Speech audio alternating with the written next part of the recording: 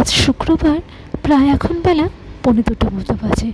সিবিএসসির ইনভিজিলেশনের duty ছিল শহরেরই একটা স্কুলে। সেই মতো সকাল 8:30টার মধ্যে চলে এসেছিলাম। এখন বাড়ি ফিরছি। স্কুলটা কি ভারী সুন্দর দেখো, আর অনেকটা জায়গা জুড়ে, জানো তো। তাছাড়া play group, nursery, high secondary section, এগুলোর জন্য সবই আলাদা আলাদা বিল্ডিং রয়েছে। বাদিকে স্কুলের খেলার মাঠটা বেশ বড়।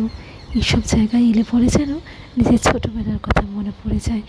ছোট্ট সরস্বতী ঠাকুরের মূর্তিটা কি ভীষণ স্নিগ্ধতায় ভরা। মা, প্রত্যেকের পরীক্ষা যেন খুব ভালো মতো হয়। তবে বেশ খানিকটা যেতে হবে। আসলে মেন গেট থেকে স্কুল বিল্ডিংটা অনেকটা দূরে। ক্যাম্পাসটা পুরোটাই সবুজ গাছপালায় মোড়া। সেই বলে না, লাশ গ্রিন ক্যাম্পাস, একদমই ঠিক তাই। গাছের ছাওয়াটা পড়েছিল, হাঁটতে বেশ আরাম লাগছিল। তবে স্কুলের একটা জিনিস আমার এত ভালো লাগে, পুরো ক্যাম্পাসটারই দেওয়াল ছোড়া সুন্দর সুন্দর হরেক রকমের আঁকা, আর এত কালারফুল। এই ম্যাডামেরও আমার সঙ্গে ডিউটি ছিল। সেই মতো সকালে দুজনে এক অটোতেই এসেছি, এখনও ফিরবো একই অটোতে। স্কুলের এই চত্বরটা ভারী সুন্দর। সামনে একটা মঠ দেখতে পাচ্ছ, আর তার পাশেই রয়েছে নীলকণ্ঠেশ্বর মন্দির। চালিয়ে দাদা। বাড়ি ফিরতে ফিরতে প্রায় 15-20 মিনিট তো বটেই। অটোর জন্য বেশ খানিকক্ষণ অপেক্ষা করতে হলো। তবে এখনই যা গরম পড়ে গেছে গো, রীতিমতো এই বেলা 11:30টার পর থেকে লু বইতে শুরু করেছে। এই গ্রাফিটিগুলো কি সুন্দর না, দেওয়াল ঝরা আঁকা। এত ভালো লাগে আমার এই জায়গাটা, আর আঁকাটাও বেশ শিক্ষণীয়। প্রায় বেলা 2:30 মতো বাজে, এই এখন বাড়ি ঢুকছি। ম্যাডাম আমার সঙ্গে এতটা রাস্তা এলেন, খারাপও লাগছে। বাড়ির নিচ থেকে দুপুরবেলা এসে চলে যাচ্ছেন। বললাম একটু আসার জন্য, অল্প বিস্তর যা ছিল তাই না হয় খেয়ে যেত। কি জানি আজ বোধহয় কিছু প্রোগ্রাম রয়েছে, ওই তো তোড়জোড় দেখতে পাচ্ছি। সোসাইটির হোয়াটসঅ্যাপ গ্রুপে অবশ্য কোনো ইনফরমেশন নেই, তাহলে বোধহয় কারো পার্সোনাল প্রোগ্রামই রয়েছে। এত মিমু, দরজা খোলা কেন? ওই গো, চলে এলে আজকে? চলে এলাম, একটু বাড়িতে লোকজন আসবে। আচ্ছা আচ্ছা আচ্ছা, আমি তো একটু বেরোবো, তাহলে তোমার কি কি আনতে হবে দিও। হ্যাঁ ঠিক আছে। শোনো, বলছি যে একটু হাক্কা নুডলস আনতে হবে। আচ্ছা, তোমার লোকজন আসবে তো আজকে? হ্যাঁ হ্যাঁ, আজকে তো আসবে বটেই। টেবিলগুলো সব সেট করবো, বুঝেছো? সকালেও তো ম্যাডামরা কনফার্মই করলো যে এখন আসবে। একদিকে ভালো হয়েছে। মিমু কোথায়? আচ্ছা আচ্ছা, পরীক্ষা ঠিকঠাক পেয়েছে? হ্যাঁ, মোটামুটি ঠিক আছে। আর রাই? রায়েরও ঠিক আছে, হয়েছে, চলছে। আচ্ছা। কাজে লেগে পড়েছি। মোটামুটি যা সবজিপাতি ছিল অল্প অল্প করে কেটে ধুয়ে রেখেছি। খানিকক্ষণ শুকোক, একটু হাক্কা নুডলস করবো। সেই মতোই হিরোকে এটা নিচের দোকান থেকে কিনে দিয়ে গেল। তবে পুরোটা করবো না, দেখি আন্দাজ মতো কতটা কী লাগে। আসলে আজ বাড়িতে কয়েকজনকে ইনভাইট করেছি। কয়েকজন মানে 3জন ম্যাডাম। সেই মতো গতকাল রাত্রে টুকটুক করে কিছুটা আয়োজন করে রেখেছিলাম। 4টে প্যাকেট দিয়েছে দেখছি। এই একটা প্যাকেট করব, আর তার সঙ্গে মনে হচ্ছে আরও একটা লাগবে। হ্যাঁ, এই দুটো করলেই সাফিসিয়েন্ট। সাথে করে বাচ্চাদেরকেও ইনভাইট করেছিলাম, কিন্তু তারা কেউই আসবে না, সবাই পরীক্ষা নিয়ে ব্যস্ত। বাকিটা রেখে দিই, রাইড থেকে আরেকদিন করে দেবো। বোঝো কাণ্ড। এখন আর মাঝে কয়েকদিন পরীক্ষা নেই, ওই জন্যই ঋদ্ধির এত আনন্দ। নুডলসটা সেদ্ধ বসিয়ে দিই, সামান্য একটু সাদা তেল দিয়ে, অল্প আছে সেদ্ধ বসিয়ে দেবো। তবে খেয়াল রেখো, 1 ফুট হলেই যেন সঙ্গে সঙ্গে নামিয়ে নিই, ঠান্ডা জলের তলায় দিয়ে দেবে। তাহলে এই নুডলসগুলো কি একদম ঝরঝরে হয়, এত ভালো লাগে। যেমন দেখতে সুন্দর লাগে, তেমন খেতে টেস্টি। তোমাদেরকে একটা কথা বলা হয়নি, এই কয়েকদিন আগে আমি স্কুলে এত অসুস্থ হয়ে পড়েছিলাম, সে প্রায় অজ্ঞান হয়ে যাওয়ার মতো অবস্থা। যেন পুরো স্কুলকে ব্যতিব্যস্ত করে দিয়েছিলাম। তখন একজন টিচার রয়েছে, উনি আজ আসবেন, হেতাল ম্যাডাম। উনি গাড়ি ড্রাইভ করে আমাকে বাড়ি পৌঁছে দিয়ে গেছিলেন। আর তার সঙ্গে নীলু ম্যাডাম তো রয়েছেই। নীলু ম্যাডাম অবশ্য আমাদের পাশের বিল্ডিংয়েই থাকেন। ব্রোকলি আর গাজরটা সামান্য নুন দিয়ে একটু সতে করে নিলাম। তবে খেয়াল রেখো, খুব বেশি কড়া ভাজা কোনোটাই হবে না। বেশ খানিকটা রসুন ফোড়ন দিয়ে এবারে পেঁয়াজটা দিয়ে দিয়েছি। একটু অল্প নুন দিয়ে ভেজে নেব, ঝটপট মজে যাবে। আর নীলু ম্যাডাম সেদিন সন্ধ্যেবেলায় এসে 6-7 রকমের খাবার দিয়ে গেছে জানো, রাত্রিবেলা ডিনারের জন্যে।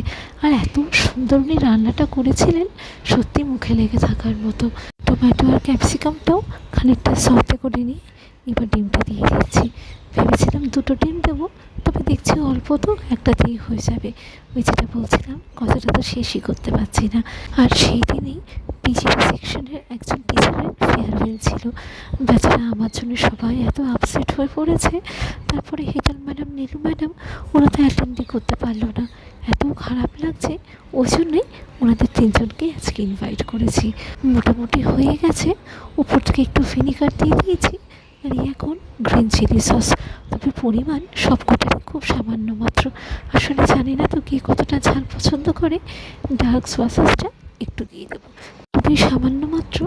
একটু কালারটা হলে পরে কি দেখতেও ভালো লাগবে আর খেতেও টেস্টি হবে।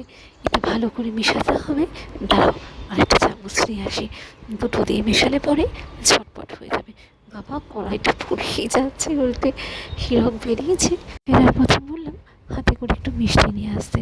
হয়তো ব্লিঙ্কিটে লিখে দিলে পরে হতো, কিন্তু দোকানে গেছে তো একটু দেখে শুনে আনলে পরেই ভালো। মোটামুটি হয়ে গেল। এবার আন্দাজ মতো নুন আর চিনিটা দিয়ে দিই। সস টসগুলো দিয়েছি তো সেই মতো নুনটা অল্পই দিচ্ছি, মোটামুটি ব্যালেন্স হয়ে যাবে। আর চিনিটাও দিয়ে দিলাম। ওই ক্যাপসিকাম আর গাজরটা যে ভেজে রেখেছিলাম ওইটাও দিয়ে দিয়েছি। খানিকক্ষণ মিশুক, একটু নুন আর চিনিটা গলুক। অন্যান্য রান্নাবান্নাগুলো বের করে রেখে এলাম। এটা হয়ে গেলে পরে এক এক করে গরম করবো। ক্যাপসিকামগুলো একদম শেষ পর্যায়ে দিলাম, যাতে একটু ক্রাঞ্চি থাকে অথচ সেদ্ধ হয়ে যায়। টমেটো সসটা দিয়ে আরেক দফা ভালো করে মিক্স করে নিচ্ছি। মোটামুটি হয়ে গেছে। এবার তুলে একেবারে সাজিয়ে গুছিয়ে বাটিতে রেখে দিচ্ছি। তবে এর সঙ্গে 2টো ডিমের কুচো করে রাখবো। কাজটা গুছিয়ে রাখি। এই করতে করতে দেখো না 4টে বাজলো। তাও আজ সকালে বেশ খানিকটা রান্না করে রেখে গেছিলাম। কাজগুলো না গুছিয়ে রাখলে এই কখন এসে করতাম বলো। আর ওনারা তো এই 5:30 পৌনে 6টার মধ্যে চলে আসবে বলেছে।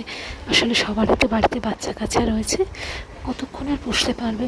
এর সাথে রয়েছে ফ্রাইড রাইস, ফুলকপি পনিরের রোস্ট, আর তার সাথে ধোকার ডালনা। তবে ধোকার ডালনাটা খানিকটা অডওয়ে আউটই হয়ে গেছে। আসলে কি ভাবলাম বলো তো, বাঙালি বাড়িতে আসবে, অন্তত যদি একটা অথেন্টিক বেঙ্গলি ডিশ খাওয়াতে পারি ওদেরও ভালো লাগবে, আর সেই সঙ্গে তো আমার লাগবেই। 2 বাটি ধোকার ডালনা করে রেখেছি। তবে ওরা তো পেঁয়াজ রসুন কেউই কিছু খায় না, বা খেলে পরেও সেটা আমি ঠিকঠাক জানি না। To be on the safer side, আমি কোনো রান্নাতেই পেঁয়াজ রসুন ব্যবহার করিনি, সবই নিরামিষ। উপর থেকে একটু ছাওনা ঘিটা দিয়ে দিই। ধোকার ডালনাটা গরম করলাম, বেশ সুন্দর একটা গন্ধ উঠছে। ভেবেছিলাম ভাত বা পরোটা লুচি এসব খাওয়াবো, তবে হিরকি বললো যে কে কে খায় তুমি কি জানো? আসলে 3জনই 3 স্টেট থেকে বিলং করে। মাইক্রোওভেনে ফুলকপি পনিরের রোস্টটা বসিয়ে দিয়েছি। এটা হতে হতে টেবিলটা গুছিয়ে নিই। এই রান্নাটা অনলাইন থেকে কেনা, কি সুন্দর না কালারটা, আর পুরোটাই কিন্তু সিল্কের, এত পছন্দসই। তবে এটা কিন্তু পারতপক্ষে খুব একটা ধুই না, ব্যবহার করে ওই রোদে 2-4 দিন ফেলে রেখে আবার তুলে রেখে দিই। এই ডাইনিং টেবিলটা কিন্তু হিরকের উদ্যোগেই কেনা হয়েছে। আমি অবশ্য অনেকদিন ধরে বলছিলাম, তবে হিরক মোটামুটি দামটা দেখলো আয়ত্তের মধ্যে, ও অর্ডার করে দিয়েছিল। এই ছোট্ট সিরামিকের প্লেটটা কি সুন্দর দেখতে না? কিনেছিলাম অবশ্য অন্য পারপাসে, তবে সে আর কাজে লাগে না, বরঞ্চ টেবিলেই সাজিয়ে গুছিয়ে রাখি। সিরামিকের এই ছোট্ট পুতুল দুটো, একটা নুন রাখার কৌটো আর তার সাথে গোলমরিচের কাপগুলো বের করে সাজিয়ে রাখি। ওরা আসলে পরে তো আগে চাটা করে দেবো, খাবারের থালা জলের গ্লাসগুলো বার করে হাতের কাছে রেখে দেবো।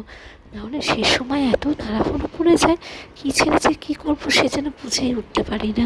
এই একটা বেকারি বিস্কিট আনিয়েছি, রায়রে যে কী ভালোবাসে।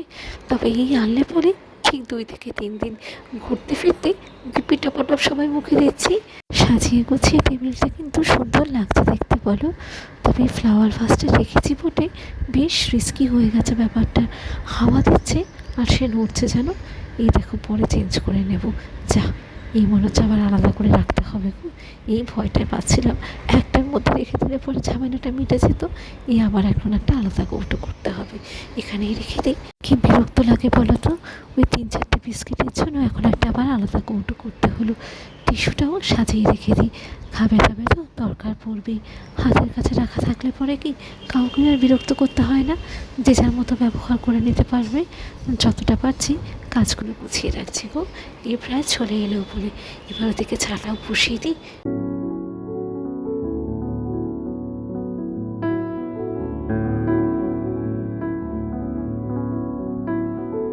জামা কাপড়গুলো এখন আর ভাঁজ করার সময় নেই, ওইগুলো বরঞ্চ তুলে ওই লাস্টের ঘরে রেখে দিয়ে আসি।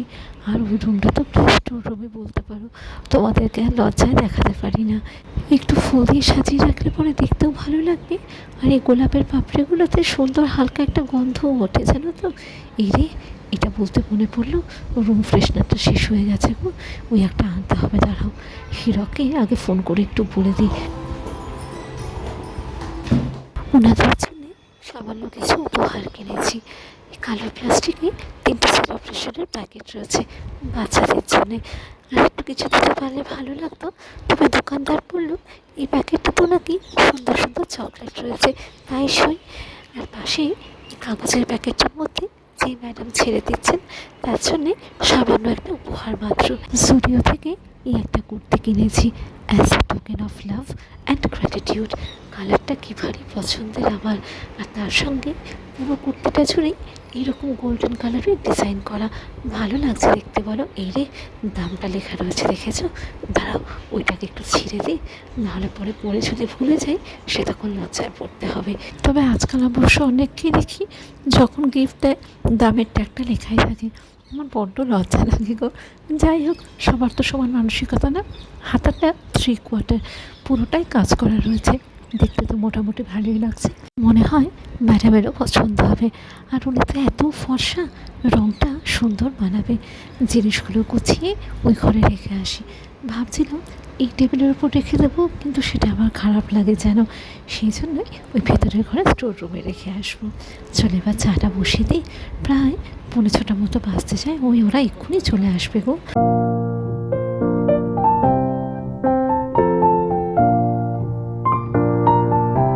তাড়াহুড়োর ছোটে কোথায় যে কী শ্যুট করছি, কোথায় যে কী লাগছে খেয়ালই করতে পারছি না। আজকের এই ভ্লগটা হয়তো খুব একটা গুছিয়ে তোমাদের কাছে প্রেজেন্ট করতে পারবো না, আসলে দেখতেই তো পাচ্ছ নানা রকম ব্যস্ততার মধ্যে রয়েছে। একটা মিষ্টি ফ্রিজ থেকে বার করে রাখলাম, বাকি মিষ্টিগুলো হিরক হাতে হাতে নিয়ে আসছে। বারান্দার দরজাটা বন্ধ করে রাখি, অনেকে বললে বিশ্বাসই করে না, এই 8তলার ওপরেও কী যে ভয়ানক মশা, মানে সন্ধে হলে পরেই সে এক একটা জায়গায় যেন মশার ছোটে বসাই যায় না, ওই স্প্রে করে রাখতে হয়।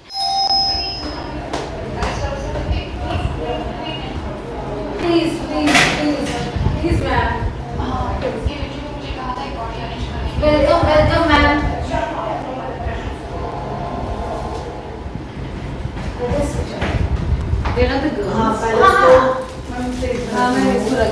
अरे ma'am, what was this is not for you. कोना हो यू ना मैम प्लीज प्लीज चेक करेगा थिंग्स मैम। तुम दोनों बैठो तो मैं क्या करूंगी। সাদা ড্রেস পরা ম্যাডামই রেজিগনেশন দিয়েছেন। ভেবেছিলাম এই সুন্দর মুহূর্তটা ক্যামেরা বন্দি করবো, কিন্তু গেস্টরা দেখলাম বেশ আনকমফোর্টেবল।